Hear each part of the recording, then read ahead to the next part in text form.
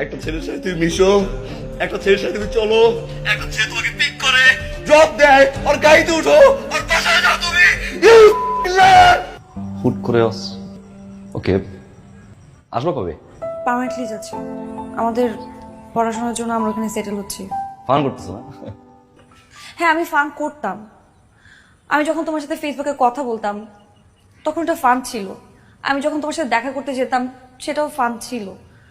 আমি শুরুতে এতটা সিরিয়াস ছিলাম না, এটা সত্যি কথা। আমার তোমার সাথে কথা বলতে ভালো লাগতো। সব ফ্রেন্ডদের বয়ফ্রেন্ড ছিল, আমার কোনো বয়ফ্রেন্ড ছিল না। ভাবতাম যে তোমার সাথে কথা বলতে ভালোই লাগতেছে, এই জন্য আমি কথা বলতাম।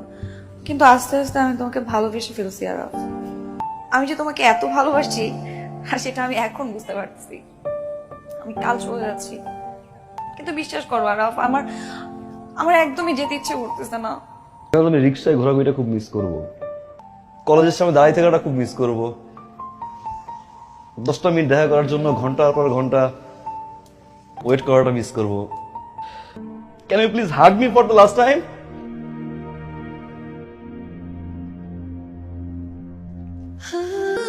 I will miss you. I will love you. I will wait for you. And it's forever.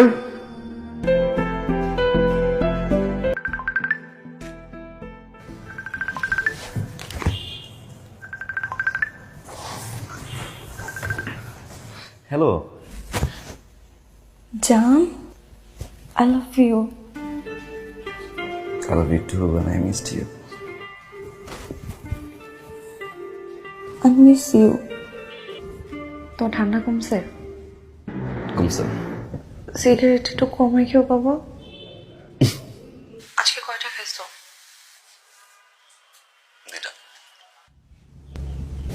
তুমি মিথ্যা বলতেছো না?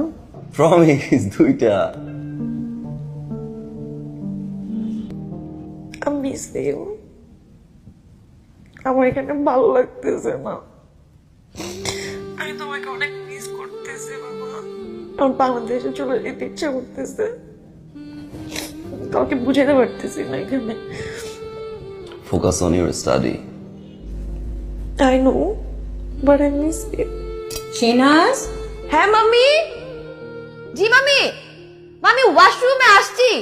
এই রাখি রাখি, মাম্মি মাম্মি ডাকতেছে।